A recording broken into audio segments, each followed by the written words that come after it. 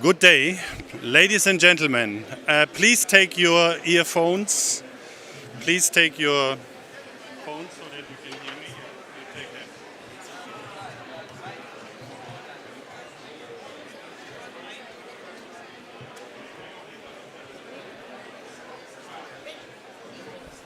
Thank you very much. Now we are all set. Please take a seat and take your headphones so that you can listen to the session. Is it working? Working? All right. Thank you so much. Ladies and gentlemen, it is my utmost pleasure to welcome you to this very special session. And I'm putting this mic on as well. Wait.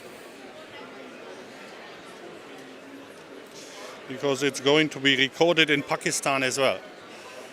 My name is Ulrich Nitschke.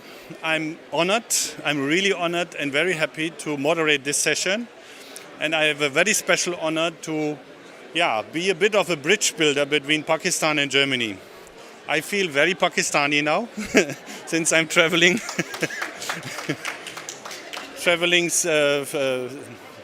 frequent times to Pakistan.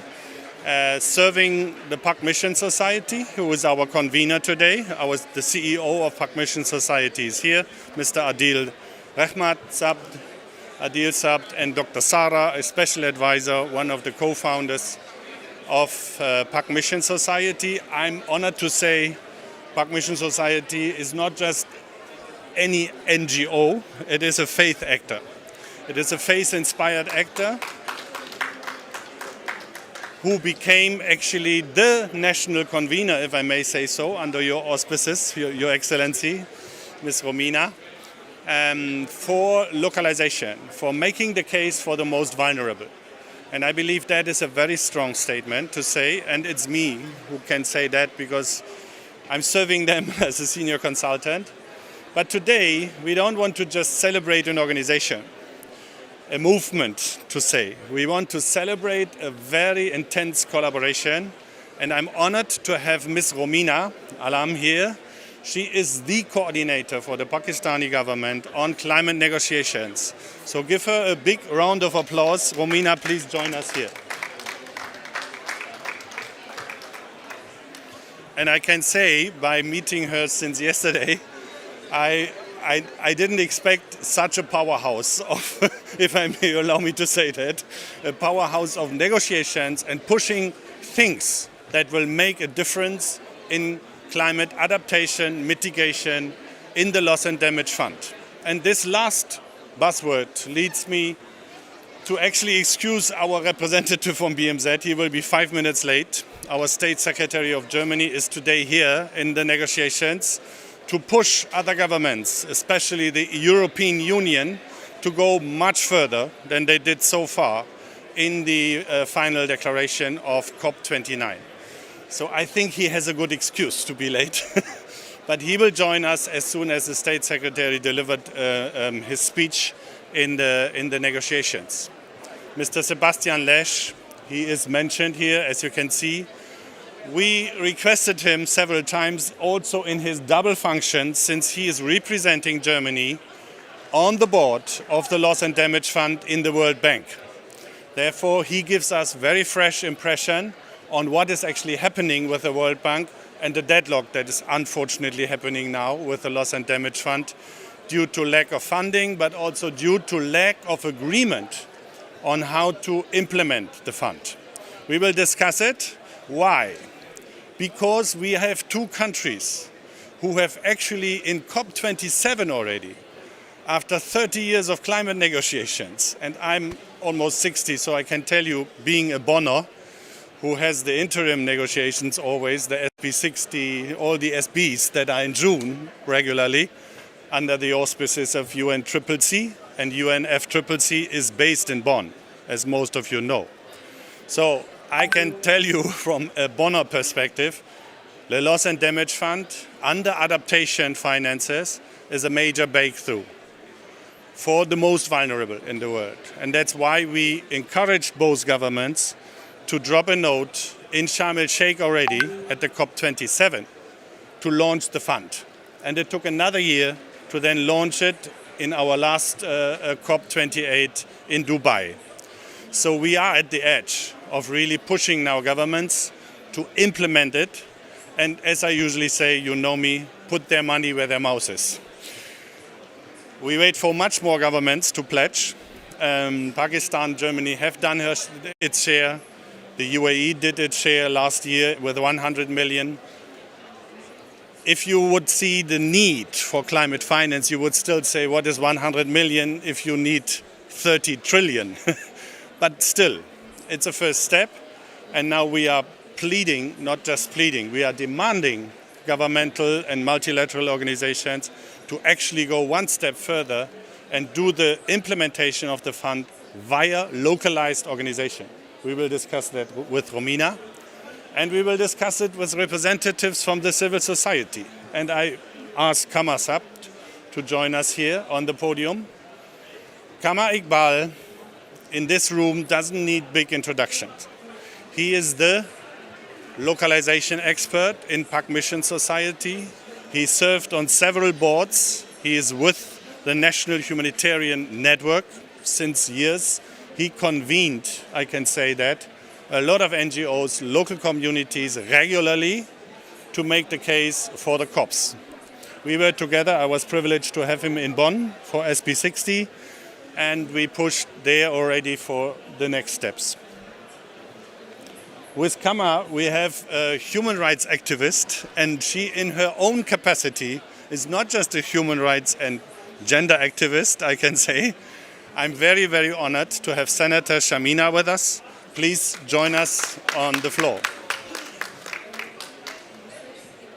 Samina is member of the Senate, and Samina, I got to know her yesterday as well. I can say another powerhouse on our beautiful panel. Thank you for joining us. So I would like to start, Romina, if you allow me, with asking you the question, how do you see your own governmental position in terms of the loss and damage fund? Maybe you can give us a few bullet points what you have achieved, but then also address from your perspective what you feel is needed as next steps. And there's Sebastian Leshch right in the moment when we really take off. Thank you, Sebastian, for coming and joining us. Romina from the Pakistan government.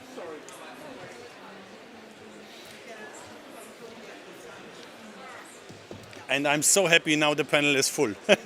We have all the panels, you see, panelists here. Sebastian, thank you so much for joining us. I gave the very good excuse you shared on email that you were with the State Secretary to push other governments to be a bit more, can I say, a bit more pushy also in the government negotiations. And I, as a German, know that Germany is really pushing other governments also inside the EU to go one step further. So thanks for your engagement and thanks for joining us on the podium. As you remember, let me read the title first of the session and then we go to you. Okay, Romina? So the title of the session is Fostering Partnerships for Climate Change Adaptation, including loss and damage, localizing the funding instruments and inclusion of faith actors for planning and implementation. It's quite a mouthpiece, as you hear it. It's a long title, but it is actually, is it working? Dr. Sarah, is not working? No, it's working, okay. That is our title. You see it here up front on the screen. But now back to Pakistan position. Romina, the floor is yours. Well, good evening. Very, very good evening. And, okay, I need to put this pen.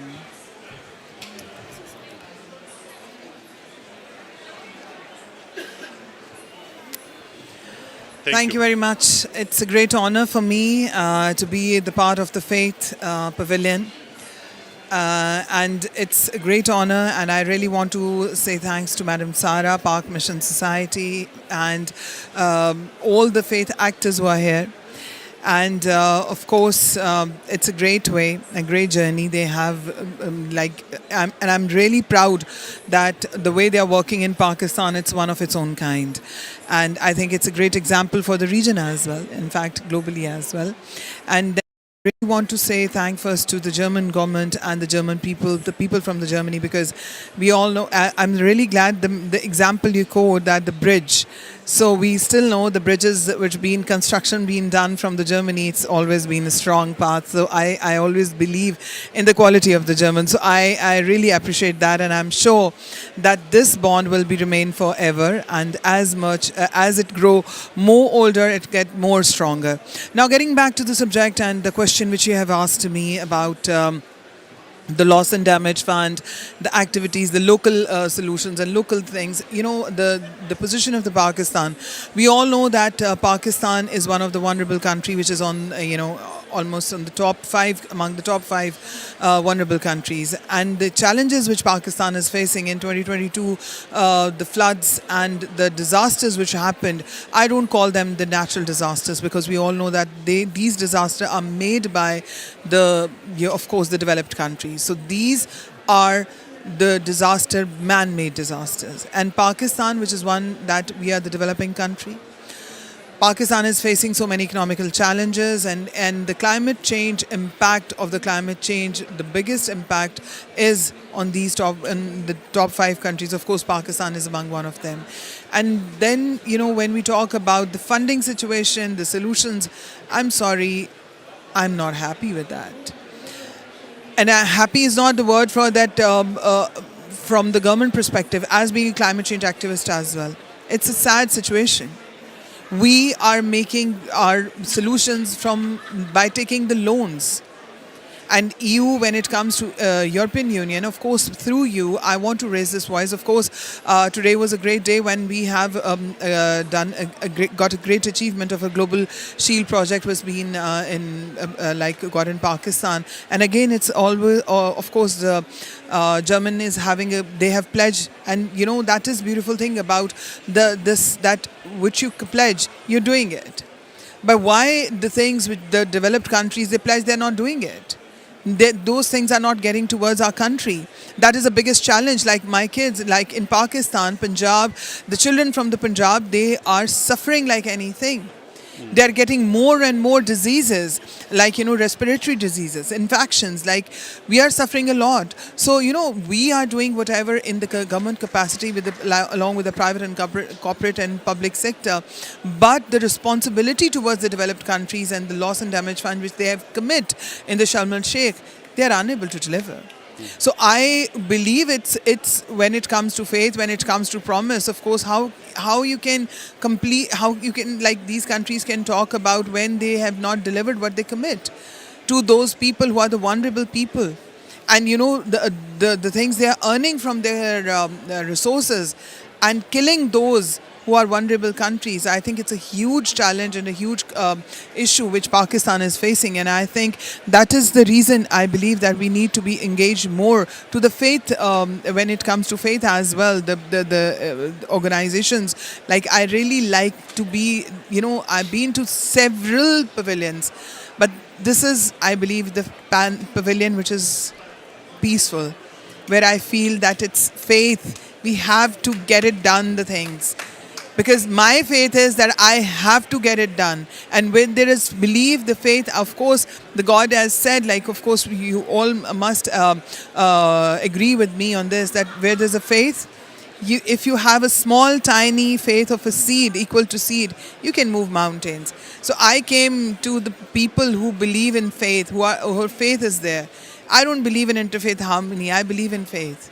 That's why I'm here. Because I believe that if my faith is there, your faith is there. And then again, there is a saying, where there are 2 to 3 or more than people are going to sit in the name of God and have the faith, things going to work out. So I came to the Faith Pavilion with this faith that we can do wonders. And when it comes, again, I've given the perspective of the government. The government is very much working actively, whatever we can do in our capacities, along with our provinces, nationally and internationally, whatever we committed, we are doing that.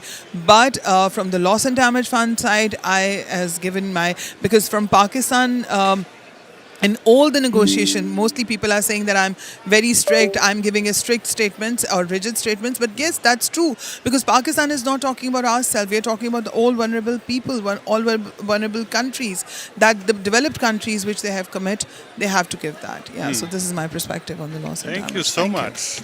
Pleasure. I think that gives a big round of applause. Thank you so much for this clear and statement that Pakistan, and we feel you speak from your heart. It's always very good to hear you on that. We go directly to Germany. Sebastian, thanks for joining. You are also in your capacity as climate, I would think, responsible man in the BMZ. You are in the same time sitting on the board of the Loss and Damage Fund in the World Bank. This we learned. So you are the right person to talk to if it comes to how to implement it, what are the deadlocks, what are the challenges from your perspective. But I'm sure you want to start with the German position on the loss and damage, and then please go on with your function as a World Bank lead for Germany. Thank you.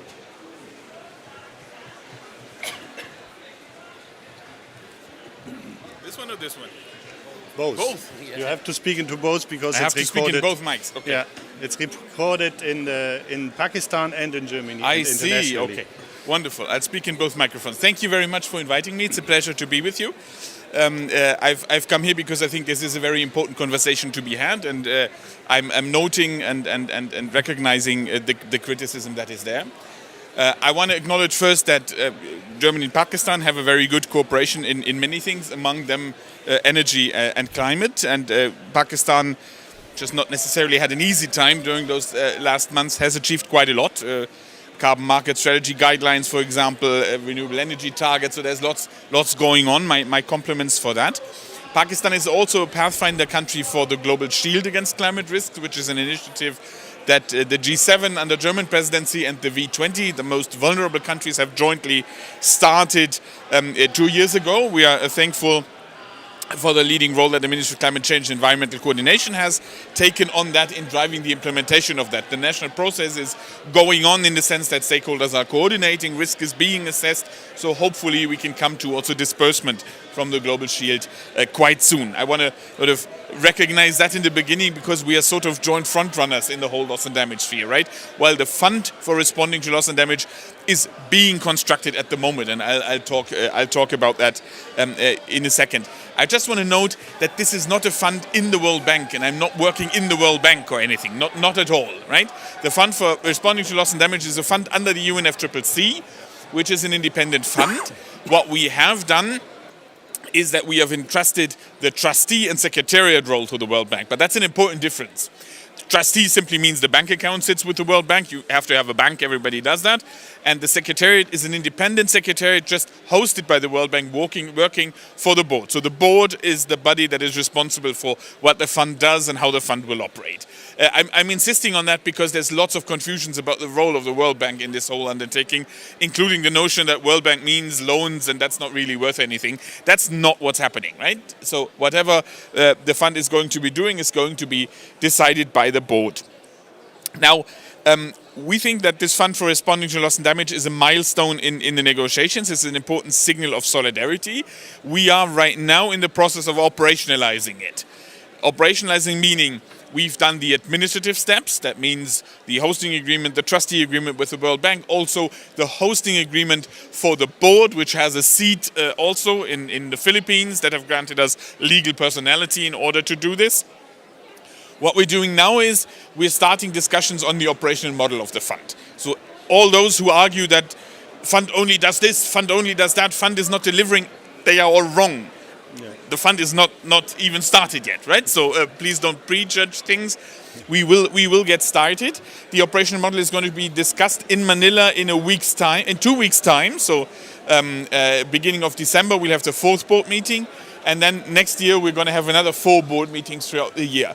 We're going in parallel. We're at the same time discussing the operational model and the fundraising strategy for the fund as well, because we're well aware that the $700+ million US, depending on how you count, that have been pledged, they now need to be converted into actual money, but they will not be enough for the demand worldwide on loss and damage, obviously not nearly enough, right? As Germany, We have signed our pledge, so it's not only a pledge, but we are now in a legal obligation to pay this out, and the first half of it is being paid out during these days, and the second half will follow next year. Now, on the operational model, we are trying to follow a two-track approach on the board. Two tracks meaning that we will discuss country-led processes, country-led risk layering, and then investments into appropriate structures to deal with that risk in terms of pre-arranged finance. A little bit, of course, if we are lucky and successful, modeled after what we've been pioneering in the Global Shield, what others have been pioneering through the regional risk pools and other things. And then at the same time, we're going to do some early investments, and we hope to do those as early as 2025 to show that the fund then is operational and to set a few signals of what the fund is going to do. Now, we are ready and welcome to take on board all advice that is going to be provided to us. This is new territory. This fund needs to be innovative, and for that we need to have all hearts and minds on board. There is, of course, always the possibility to approach your individual governments, people like me who are sitting on the board and who can take on board the needs of the most vulnerable. And at the same time, we have extensive civil society engagement as well. We have the UNFCCC constituencies, but we have many more people who are there at the board meetings, who engage with board members and who are putting their experiences in. And I think that is very, very valuable. I mean, we can only learn from what's going on because the fund is a newcomer. The fund is only coming in now into that field of loss and damage. Many other things are happening in the sector. Many people are being affected by loss and damage, and many experiences are being made in terms of loss and damage, and we want to take those on board. So I'll stop here for the moment, and I'm happy to discuss further. No, thank you so much for this valuable information. Also to give him a clap. Out of my almost 30 years of development cooperation, I can say at that stage that it's amazing that such a new financial instrument, which is hosted and supervised by the board, hosted by the World Bank, supervised by the board. I think it's a very important correction that you're making here. Being implementable or being not just announced but also functional in 1 year is ambitious to say the least, because governments have to agree on those kind of cooperation agreements and implementation agreements. So congratulations for the first step. We will all wait for January and take your I think we can take your commitment to push further that it's instrumental and also implementable. That was two government perspectives. Now I'm taking the senator with her very special role on this board, doing the bridge a bit for the question of gender and human rights in climate justice. Because I know her heart is burning for that, and I think it's good that you are sharing your experience, dear Samina, from your perspectives, because we know you visited, you traveled the country, you go to the rural areas, and you bring those information back into government via your role as senator, but also via your role as a human rights activist, if I may say so. So we are really... And the chairperson of the Climate Commission. No. She's the chair. Speak into the mic. She is the chairperson of the Standing Committee of the Senate of Human Rights in Senate. So that's why her role is more stronger. Yeah, Thank you. That's what I want to say. Thanks for the addition. That's very important. Yeah. Okay, Samina, please. The floor is yours. Thank you so much for having me on this panel today. I just wanted to, I think we had a session yesterday and we discussed how it is very important for both human rights and climate change to work together, because in the end of the day, like we were talking about communities that are affected, the women, children, and it is because of the developing countries that are, like my colleague here said, Madam Romina, that it is not natural disasters. We call them natural disasters, but that is actually an impact that is coming to us from the developed countries. And we're facing the brunt. And our people, our children, not only in Punjab, well, the recent case is Punjab, but the floods and the earthquakes that we're facing is all due to what's happening outside. So I believe that human rights in the end, or if we take precautions in the beginning, has a major role to play in all of this, because whatever happens, it's the children, the women, the people, they whatever earnings they make, if they're growing, if they're in the agriculture sector, if they're in businesses, if there's anything, it impacts them. So, and we have the right, under our constitution of Pakistan also, I think worldwide, everywhere, the first thing is that we have the right to life, we have the right to pure air, water, clean health, everything. So it comes under that. It is, I think it goes hand in hand, without having to say, worldwide, not only in Pakistan, otherwise also. And yes, I have been to my communities. I've been to Balochistan. Balochistan was one of the worst hit areas, and I saw the state that my people were in. Sindh was hit quite badly, and I know for a fact that for I think months and months people were stuck and they could not be able to get out, and there was no way of providing them with food. And if anybody was supplying them, we did get a lot of aid. There were a lot of people, there were lots of friends, the neighboring countries that came through, but then again, it is not the help that we need. We need to secure our people. And it's not fair. It's not fair to see. It's very easy when you go out and you. I'm grateful to Mr. Sebastian for doing everything for us and the people, vulnerable people, and making a stand and negotiating on our behalves for those countries that really need it. But reality check, Pakistan's suffering, and no matter how much funding you get, it's easy for you to blame us and say, oh, what's your government doing? We've been here for the last 10, 12 days and we've improved what we've been doing, what our people have been doing, what the private sector's been doing, what the government's been doing. The question here is, I was asked this question by one of the anchors today, a journalist, sorry. She said that, well, the negotiations are not going in your direction, so what do you have to say for it? Problem is, you need to own up to your mistakes. And you need to buck up and you need to pay for it. Why should our people suffer? And if I am not from, since I joined the Senate, but I've stood up with my people and I would help anybody who needs it. So why not you? If I've done someone wrong, I need to correct it. And that's what the developed countries need to do. And that is how it works. Faith, yes, it's very important to have faith. I have faith that I can do something for my people. But I have faith that I can make the developed countries do something for my country. And that is where we all stand. And that is what we've been doing. And we're thankful to Germany for always standing by us and other countries as well. Many good friends of ours who've been there for us. And I'm grateful. And they've been there. They stood by us during all these natural disasters. But then again, it's not about who's there, what funding we're getting. The negotiations, this is ridiculous. I'm sorry. I mean, I feel that, do you really have to ask us all these questions? Can't you see for yourself? How about you come and visit our country? Come on, I'll take you. I'll show you one-on-one how the people are living. It's a miserable state. You will not be able to survive a day. Forget a day, an hour in the kind of heat, the extreme heat weathers that we have to face, or extreme cold weathers that they have to face, and they don't even have the right equipment. They don't even have the right protection. Forget clothing. They don't even have shelter. So it's sad, and it's not, and it's easy for people to point fingers at the government and other people, but we're doing whatever we can. We're trying to approach. Yes, we also are at fault. They're part of the government that is at fault, but we do our best. But then the impact is there from your side, so you need to sort that out. Exactly. So I'm please. so grateful. Thank you so much for making such a strong statement. Samina, I knew that it's good to have you on the panel.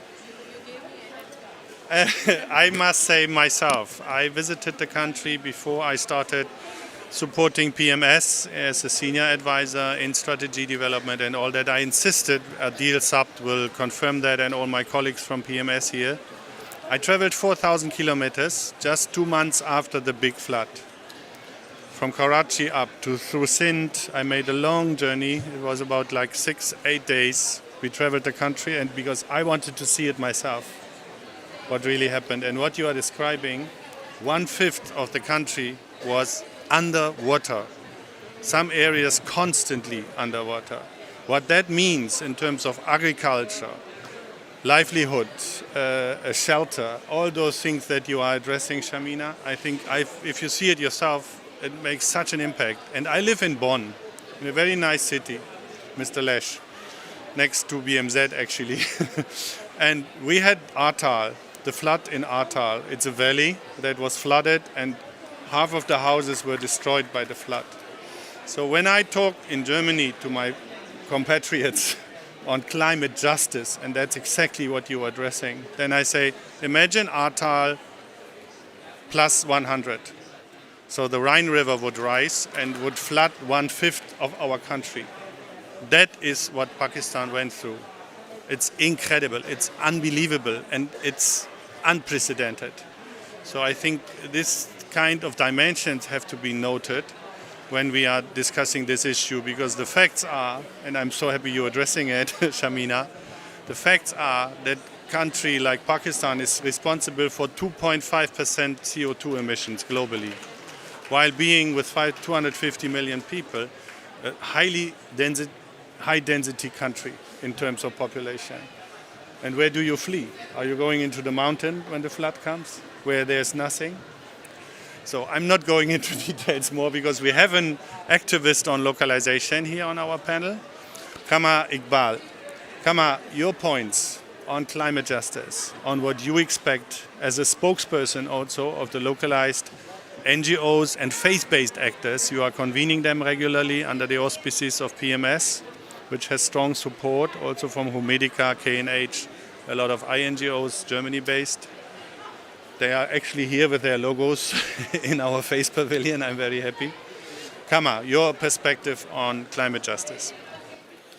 First of all, thank you very much for providing the opportunity to raise our voice at such a great platform.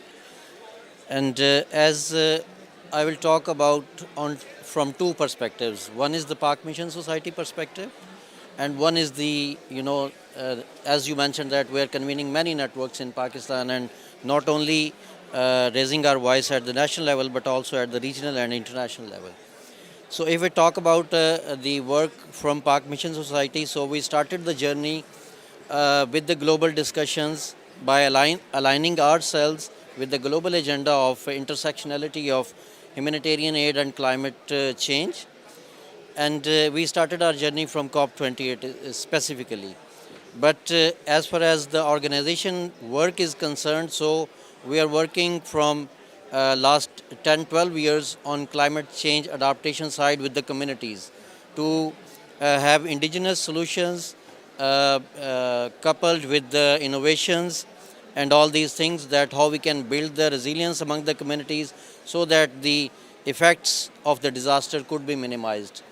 So just to re-articulate that the losses and damages that we faced in the floods 2022, so government has taken very bold initiatives, like the National Adaptation Plan was formulated. Now the different financing mechanisms have been agreed, and the policy on financial mechanisms as well has been designed and agreed by the government of Pakistan. But on the other hand, we are going to submit the new NDCs in the coming year maybe by March 2025. So how we synchronize, how we synergize among these documents, these policies at the national level, and how we walk alongside all the faith actors who are the frontliners in case of any disaster, and they are providing the more and more humanitarian assistance at the grassroots level, how they are being taken account for in all these discussions at the national level, so that their voices could be heard and they could be recognized as a grassroots level actor for those voices. And secondly, as you mentioned that, so if we talk about the climate change adaptation, so there are four major, we can say, the pillars are actors, are the areas where we talk about the adaptation side. One is the infrastructural, then second is the institutional, third is the behavioral, and fourth one is the nature-based solutions. So we need to have a coherent policies, coherent solutions who talk about not only the infrastructure side or the institutional reform side, but also it talks about the the behavioral issues which faith actors can really leverage with the policymakers with the implementers, and they can amplify, accelerate the work that is being done by the government of Pakistan, not at national and decentralizing it at the provincial, sub-provincial and the district levels. And if we talk about the overall, in terms of the different networks we are convening the NEAR network, we are part of ICVA, we are part of Charter for Change, we are part of Pledge for Change. These all networks, what they do, they actually raise the voices on behalf of the local actors, and they gives us the opportunity to amplify the voices collectively at the global level. And we are, creating a space, a safe space where we can not only create our voices on behalf of the local communities, but also amplify the voices across the regional, with the regional approach and at the global level. And secondly, we as local actors also want to highlight that recently in last week, a report has been published by NDRC and WRI. It talks about the multilateral development banks on three things. One is the urgent, what is urgently needed.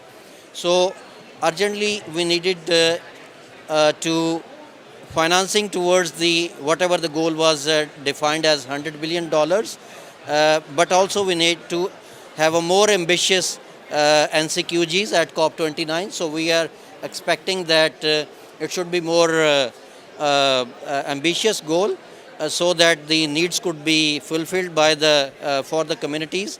And secondly, it talks about that how we can improve the quality of the climate financing to ensure sufficient concessionality to match the needs of the communities. And it also talks about the transparency, because tracking must be there. And what it talks about, the good thing about the MDBs, that they are more providing the climate finance to the developing countries with more ambitious tracking opportunities, so that people can track whatever money is coming to and where it is being spent on. So these are some of the key asks we as a not only as an organization but as a network of being part of different networks we are taking on. Thank you. Very much. Thank you so much, Qamar. You are addressing a very critical point, and that is the collaboration with governmental entities. Therefore, I would love to before I give it back to Romina, because she will talk about this kind of collaboration and tracking. I want Samina you want to add some points? Please do. And then we bring it back to collaboration. I just want a second. I actually wanted to just add, Ulrich, that the way you asked the question, you didn't ask this, you were saying something right in the end of, after continuing what I said. You said that what do? We go back to the mountains when they're stuck in the water? Well, that did happen. Factual thing. When Sindh was flooded, trucks and trucks were filled with children and women, and they were driven without food and water, and it's a long journey, as you know, from Sindh all the way to Balochistan, and we were already down and under. We didn't have enough for ourselves. We had to even take care of them. So that also we went through. And there were many other examples that I can go on and on for hours, but that's not going to end. And as far as, like Sir said, that, we have the funds that we get and we have to be answerable. Yes, it's very important that audit should be done, and whatever is meant for the people should go to the people. That's very, very important, and I've always emphasized that for the government as well. That we need to make sure that happens. Back to you. Back to the cooperation. Please, Romina, how do you see this kind of cooperation, especially with the national entities which are demanding this tracking of funds? And it's also important for Sebastian, I'm sure. Yeah. Well, first, when you talk about the climate justice, you have spoke about the climate justice, and I just wanted to bring in the knowledge of Sebastian and other who are listening to me, that in previous week we had one proper judiciary session, judges from the Supreme Courts. We have internationally, we have invited them on the Pavilion of ours, where we want them to talk about the climate justice. And when it comes to the justice, of course, you see, I'm not talking about for our elders. That is more important to talk about the justice for the children. Those, I still remember, of course, so many people are sitting in our in this place. We had great times in our childhood, but you see, today in Pakistan, my country children, they don't have any right to go in the sunlight. They are unable to go to schools because of the smog. And one of our neighboring country, they don't want to sit and talk about it. So isn't it unfair?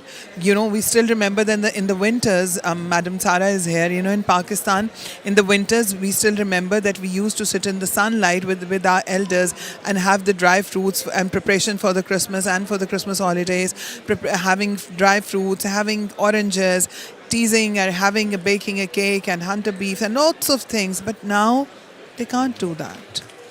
They are even, I don't know, like you're talking about the faith. Okay, let's talk about the events which are coming up. Like, what about Eid? What about the fasting? What about the Christmas? Who's gonna go for the Christmas Eves? What about the carol singing? What about the other events? And same goes for the Ramzan, same goes for every other events, like, Holi, Diwali, whatever the events are. So the justice need to be prevailed. The justice need to be done. So for that, I have taken this initiative. I've requested to our judiciary, and we have invited them in Pakistan's Pavilion. We have invited our Chief Justice and other Justice from the Brazil, Justice from Bangladesh. So different other justices were there in that pavilion in which we talk about the climate justice. Now getting back to, you say, what I'm looking forward and how we think that I'm myself a person, if my political position, you'll see from my political party, so it is one of its own kind, very unique, that I'm the Secretary for the Human Rights and civil society from PMLN, which is my party. I strongly believe the organizations, the NGOs, can play a great pivotal role. They can play a bridge among the challenges, among the people and the government and international community. But for that matter of a fact, we need to figure out the right organizations for the right job. The biggest challenge is that, a great gap still I find out among the right organizations with the right international organizations. When it comes to deliverable in the governments, in the countries, towards the people. One thing, I don't know how to explain it. And as my very dear friend is sitting beside me, I know she's going to hate me for that, because I don't want, and I promised myself today that I had not going to bring tears in my eyes. But just think about for a second that a man in Balochistan or people in Balochistan, there is a fly, sandfly. It's a sandfly disease that if that fly sit on your skin, any part of your skin, it just start vanishing. I'll add this. The thing is that it's more like, you remember the movie, I'm sure all of us have seen it, The Mummy. Remember, so when the skeletons come and the skin's coming back on the bones. So when I was doing this flood drive, I actually saw this person, beautiful, handsome, good-looking old man. He was sitting there, and he was. We went to give him. I made sure that, Mr. Ikram was saying that, you need to be accountable for whatever you get. So I made sure that, and it wasn't the government funds. It was people my own close people who had given me the things. So, anyways, we went in, and there was this beautiful-looking man sitting there on a handmade bed. We call it charpai in our language. And woven bed.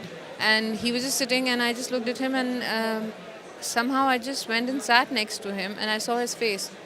It was his side was completely, I could see inside his face. There's nothing there. And because I've not seen anything like that in my life, and I just was shocked. So I went back home. Because I was in touch with a lot of NGOs at that time, I was playing a very active part. So I spoke to a few friends who were working in Balochistan, and I said, what is this? And I took his pictures, and the person who was taking us around, because we spoke about communities yesterday. So the head of the community told me that this person has this disease, and there's a fly that comes and sits on you, and this thing happens wherever. Some people have it on their legs, some people have it on some other limb, and it was horrible. She didn't even see it, and she has tears in her eyes. I couldn't sleep, but I found out that it is not something that cannot be addressed. It is something that happens in areas like this. So, and then I found that particular medicine and I sent it to the man, because I couldn't go back, travel all the way to the same area again, because I got ill after traveling for 4 months, continuously back and forth. So that is how horrible these things were. Please. And you were like, if I may ask, and this sandfly is caused by the flood.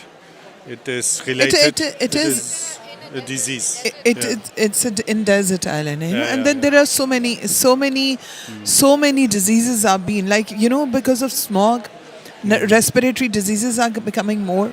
Those which we don't know even. A developing country who's unable to cope up. We need to figure out so many challenges. And now the diseases are getting back in a different way. So it is so much painful.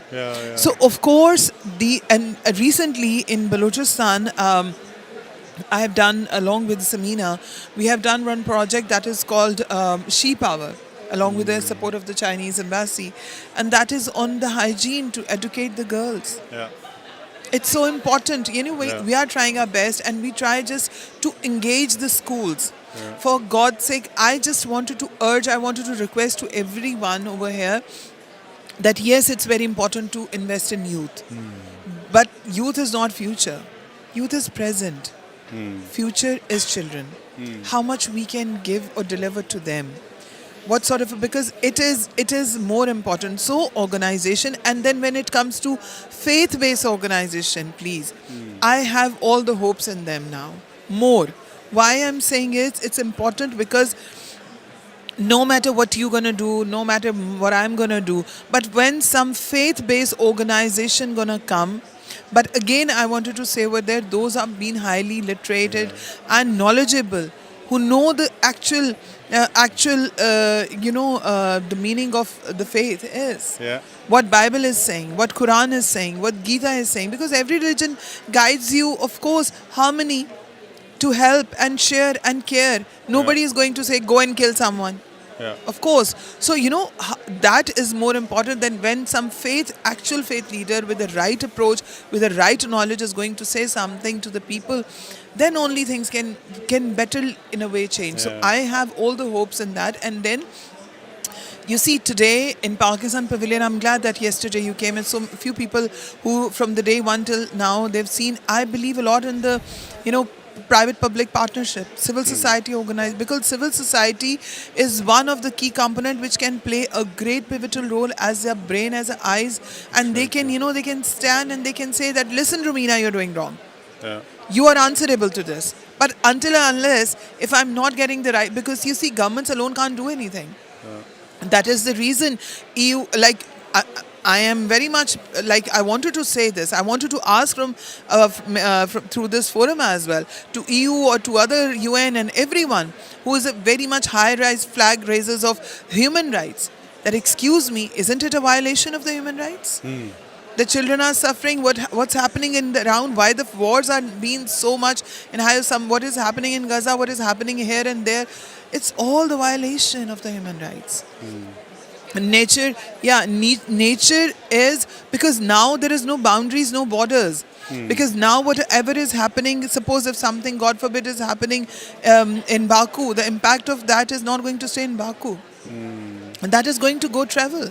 The same birds are going to travel, the same insects are going to travel from here with the water flow and all that, and so many diseases are getting occurred. So, this is now the global issue. It's everyone's issue, because nature, I always say that nature has no boundaries. Why we create the borders? Okay, just to stay and remain calm and to know why the laws are there. To follow and not to break. But the climate change, when it comes, it's going to give a huge impact. So I think it's now a proper issue of the human rights.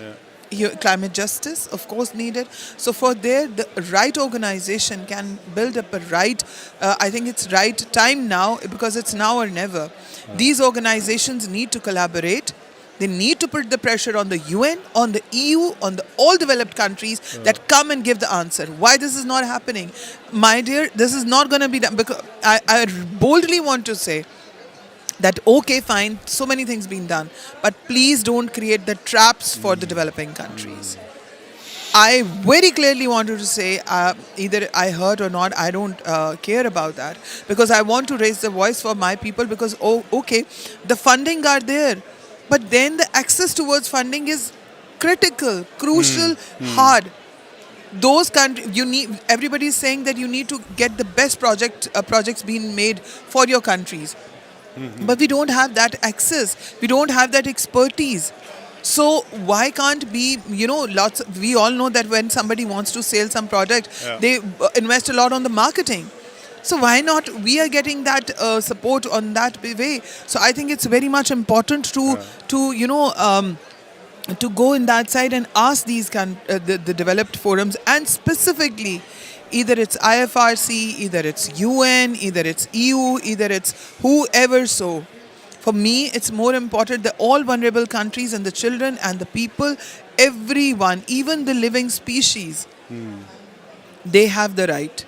Yeah. So I think, and that is the civil society, as I am a social activist, other way around as well. I know, and I believe a lot that when we raise together is the strength. And I that's the faith which brought me to the Faith Pavilion. Thank you so much. Thank you so much, Romina. This was a strong statement. And I would like to give it to Sebastian back, because a twofold question, Sebastian.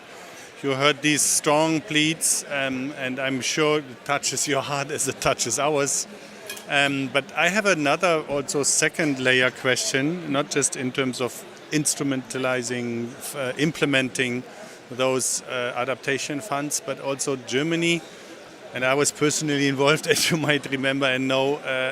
BMZ developed a faith strategy, religion and development, in 2016. And it made a clear stand to say that faith-based actors are partners in development. So you remember that. It's still vital. It was not revised so far. It might be revised in the next legislation. But what is your take on faith actors also in implementing those kind of strategies and funds? You have the floor. Yeah.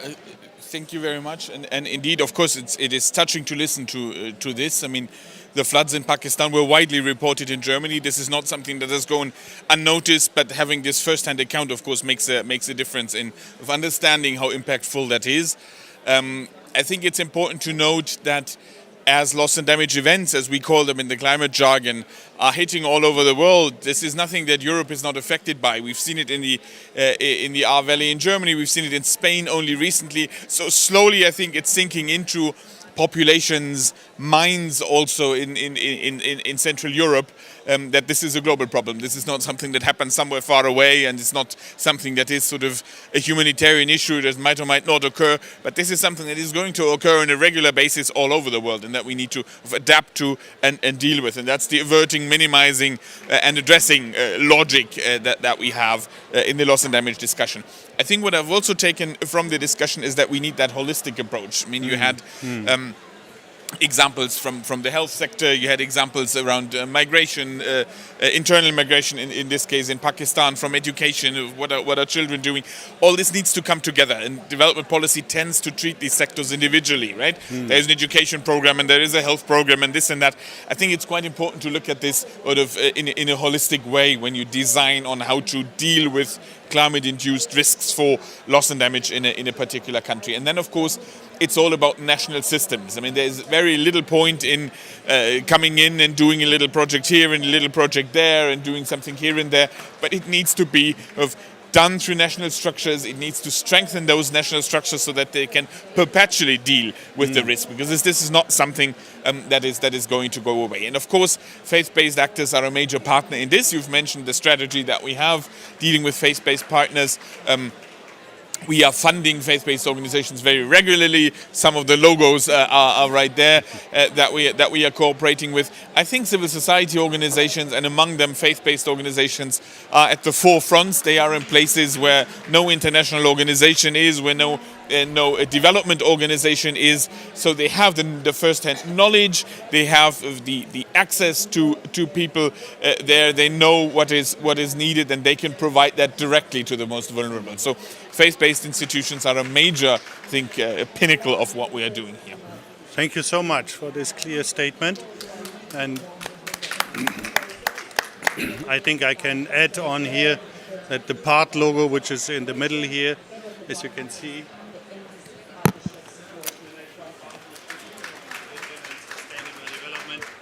is part of my small career and baby, so I used to serve as a secretary of that secretariat, which convenes 150 members now, over 150 members, UN in observer status, and a lot of governments who joined it, also after the call of BMZ, former minister, went out with this idea of building a partnership, a multi-stakeholder partnership of multilaterals, faith-based actors and governments. So that if you don't know PART, then go to www.part.international.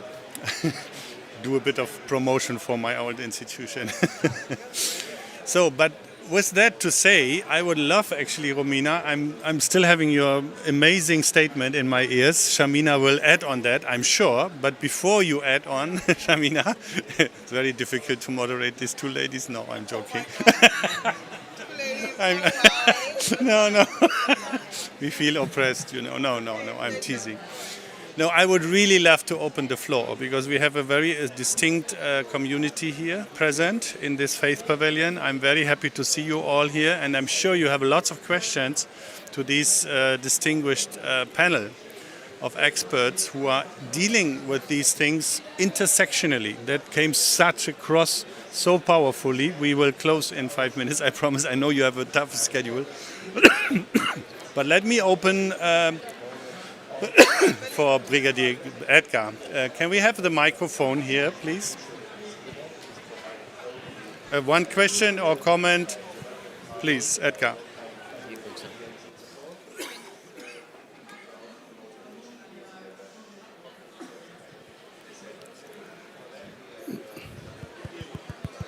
We are hearing you. We are hearing you while this thing. Sebastian, just heard you. You were very passionate about Faith Pavilion and the way faith actors are supposed to be inclusive. But Europe-wide and specifically in Germany, there have been massive funding cuts for the NGOs. So how do you think are you going to help us? Any one of us who's sitting here. These two ladies besides you. There's Qamar besides you. So if there's no funding, how do you think are you going to reach out to us? Very clear question. Thank you, Edgar. I might add on that, Sebastian, so that you know who spoke to you. This is the chairperson of Fuck Mission Society, so I'm sure you want to answer that.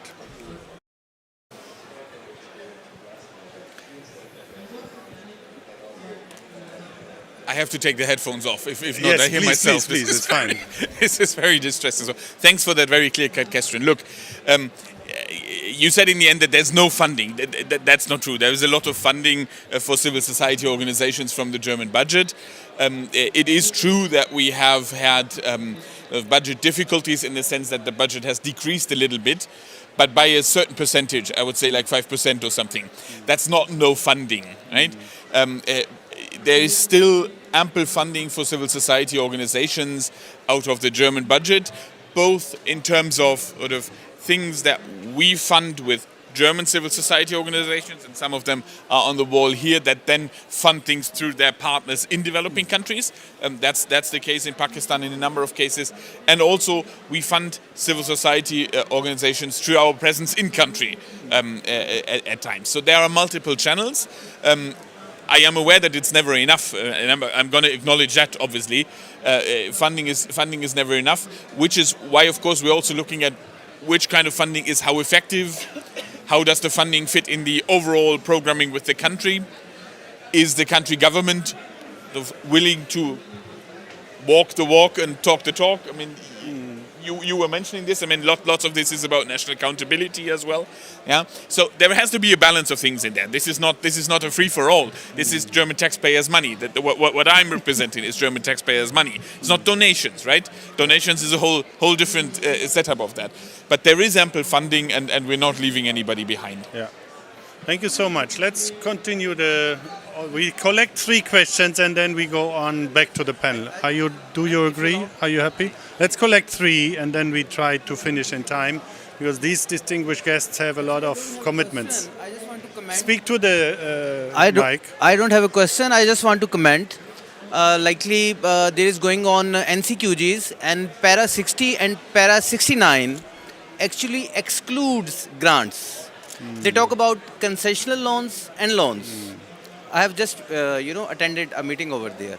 We just want to request you that being vulnerable country like Pakistan, like we faced flood back in 2022 and we faced $30 billion loss during that process. And if we are not given grants, that would be too difficult for a country like us. So please ponder over that. This is a submission. Thank you. Yeah, it goes to the technicalities. We collect more questions. Here's one more. Sebastian, I'm sure you can remember that question. Thank you very much to the panel. My name's Kanza Ahmed. I am from the UK Health Security Agency, and we currently have some public health projects in Pakistan. My question is based on our experience, that quite often it's not just one organisation that's coming in with funding and trying to do something. There are a multitude of organisations trying to come in to do the same thing, so you don't have efficiency.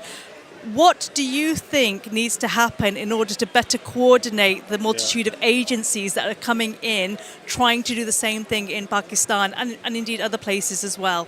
Yeah, that goes definitely to government, but also to Qamar. Qamar is representing the coordination in that.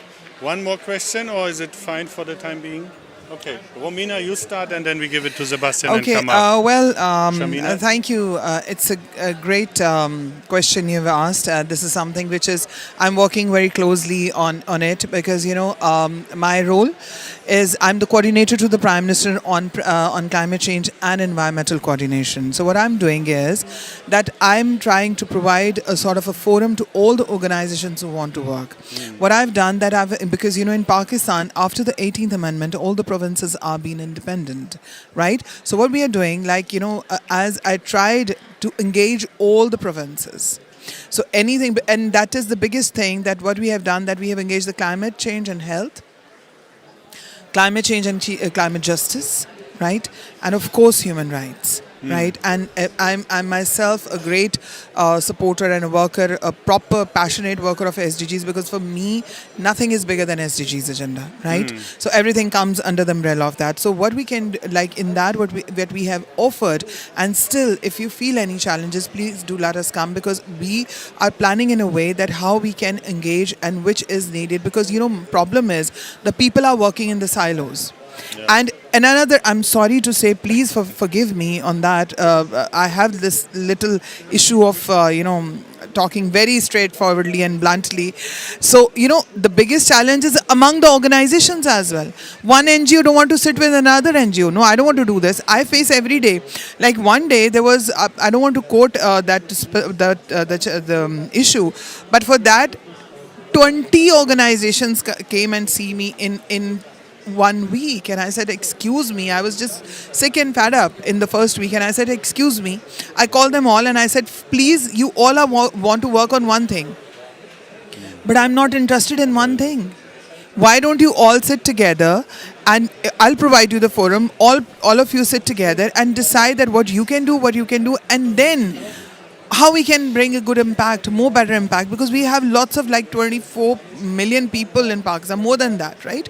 So how we can work. So then we have divided, and now I would really I'm sure you have heard of me talking about the Balochistan side, Sindh side, Punjab as well. So we have divided the things. That you're best in it, you go for it. You are best in it, go for that. So this is sort of a communication we are trying to engage in, coordination in that. And then another thing on the developed sectors, I wanted to say, it's again going to be a little harsh. Nowadays I feel that the developed countries, I'm not saying about the nice countries, but there are a few good ones as well.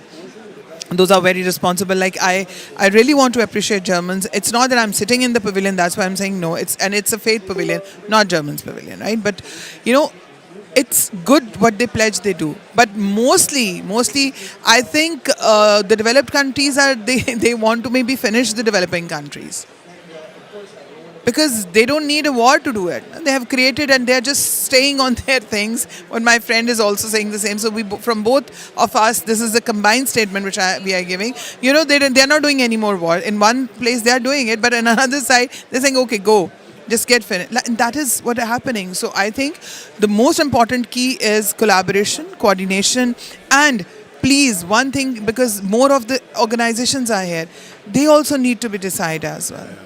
Because it's a race among them. I'm going to go this, I'm going to go there. And you know, I love to welcome all. But then, again, I always believe on the quality, not on the quantity. That is also more important thing. Yeah. Before we give it to Qamar, I know, Samina, you want to add two sentences, please.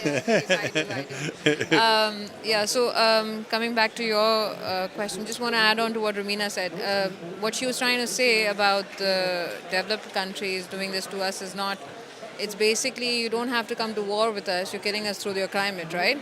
So the thing that's happening in Punjab, it's quite clear. You don't need anything else, you're killing our children and our people. Anyways, so back to your thing, see, organizations do come through, and as far as accountability of what's coming through to us, she knows the technical terms and everything because she's been there and she works with the NGOs and the organizations. But my thing was when I was working and I had a few people come up to me, some ambassadors, very kind ambassadors and embassies came up to me and said, because you're doing such a great job and you're doing it yourself, so we want to add on to what you're giving out in Balochistan. But you know what happened was that, practically speaking, they gave me kitchen sets. I'm not going to name who they were, but I love them. They're close to my heart and I'm very grateful. But darlings, really? They don't have shoes. They don't have shelters. You're giving them kitchen sets. They were heavy things and I'm really grateful. But then I went and I delivered them because that's what my job was. And I said to them, okay, I hope you use it. But what are those people going to end up doing? They're going to go and they're going to sell it in the market. And what's going to happen is, thank God that I made pictures for the first time.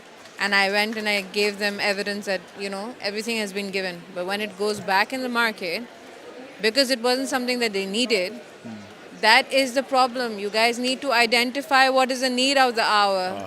And I'm glad that you understand the kitchen sets are important. But darling, we eat with our hands. That's how we are.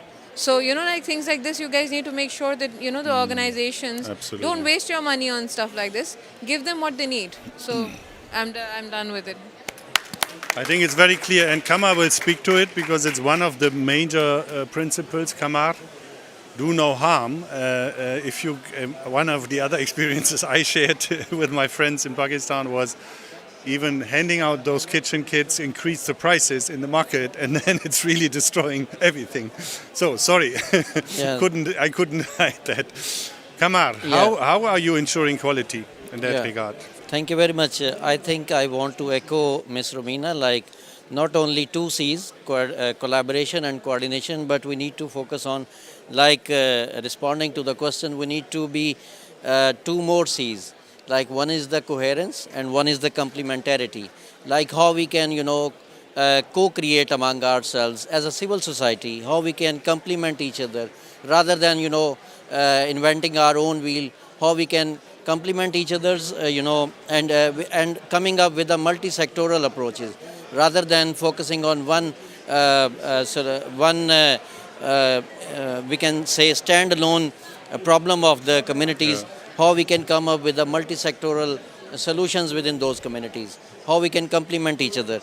And secondly, for the quality and accountability, I think there is a lot of movement going on within the civil society because we are challenging ourselves by ourselves. Like local ones are leading the networks and they are, you know, asking hard questions to the international partners and even the donors.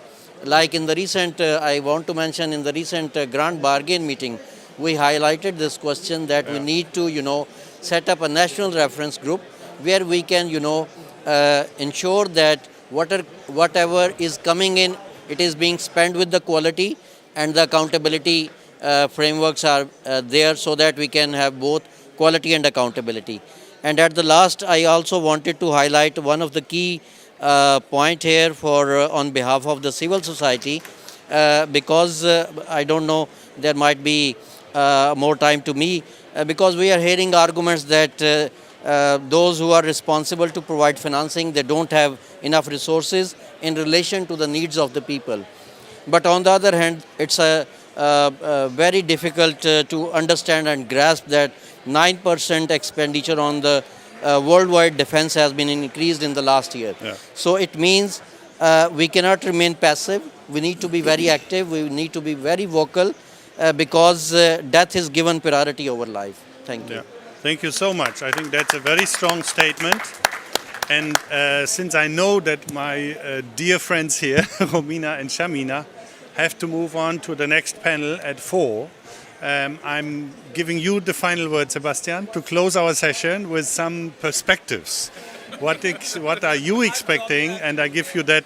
And then each of one give 1 minute perspective from here. What you heard today, 1 minute each.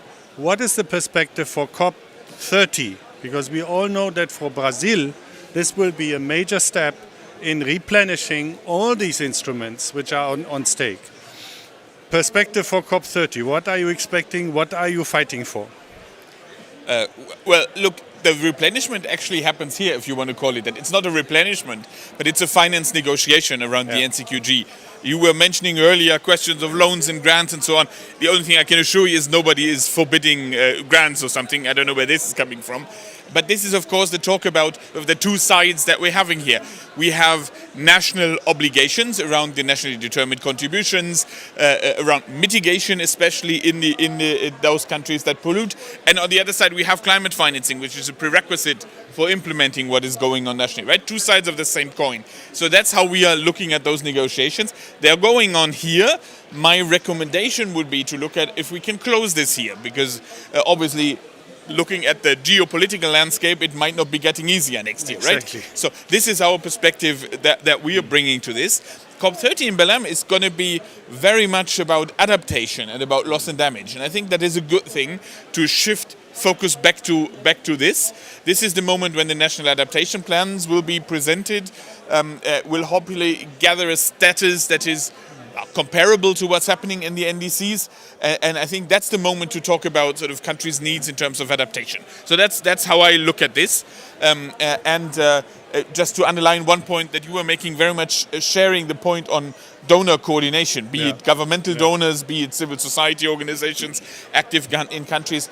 I think this is something that is very, very important, because we're surpassing countries' capacities, actually not only on your side, on our side as well sometimes, right? So this is something we should be really working on jointly. Yeah? Thank you so much. Romina, last 30 seconds for you, and then Samina, and then we close. Okay, well, so my time starts now. Okay, so I'll just quickly say looking forward, I've learned a lot from this COP, and I believe 3 things. Social cohesions, for me that's very important. Then, mitigation has been said again and again, lots of pressure on the mitigation side, but of course the developing countries need to go towards more. Of course, that's the challenge we are facing every day, and we have to by all means go for the adaptation, and I'm glad that Brazil COP is going to be on adaptation side, and of course easy access towards funding for the developing countries. So these 3 things I want to say: Wonderful. Short, relevant and focus. Absolutely sharp. Thank you so much. Samina, the final words. Yeah. Since Thank you. Qamar had already his final Thank words. you. As far as Brazil is concerned, that's next year. So what I want to do right now is take the opportunity to just say and request one thing. My people we're talking about faith here. We all have faith. That's not going anywhere. But my people have lost hope. They're losing hope. And, between our negotiations, us coming here, traveling, the expense, every single thing we are accountable for. We're not accountable for what you're giving us. We're accountable for every single action that we are doing. We speak here, we go back, they think we are enjoying ourselves. We spend hours and hours, days and days away from our families, all of us, you, us, all of us. And when we go home, our people don't get anything. what they're doing is they're suffering. So what I want to put across, I'm really proud to be here. I'm really happy because I've learned so much from all of you and all pavilions, and I've seen the kind of hard work that different NGOs, different organizations, different countries are doing. And I know it's global issue, and I know all of you are suffering. For my people, I feel for everybody because all of the whole world is us, right? Very nice. But our people don't understand what the amounts, the funds that are given to us, and then the conditions that are laid on top of it. They think that once it's announced that, yeah, these funds have come, they think it's come. We have the cash in hand and we're going to spend it. What they don't understand is the technicalities and the conditions and the restrictions that are imposed on it. So then the government is blamed. Then these questions are asked. So guys, let's if you need to help, then help. And for the developed countries, please own up. Do what you need to do. And I think it's about time, take the blame. Like if I'm doing something wrong, I'll do it, so you do the same. And lovely meeting you all. Thank you for your time. Thank you, it's been wonderful. Let's give them a big hand of applause, these distinguished panelists. I'm very, very happy and proud. We have also a reverend from the World Council of Churches here, Ulrich Möller. Please also speak to him with very concrete ideas. How can you contribute to more climate justice? Thank you so much, Romina, Samina, Sebastian, Qamar. A big hand of applause. We will have one picture, please, here in front. Edgar, Adil.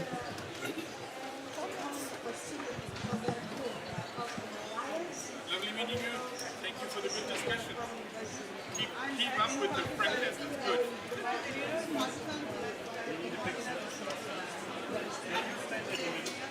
Yeah.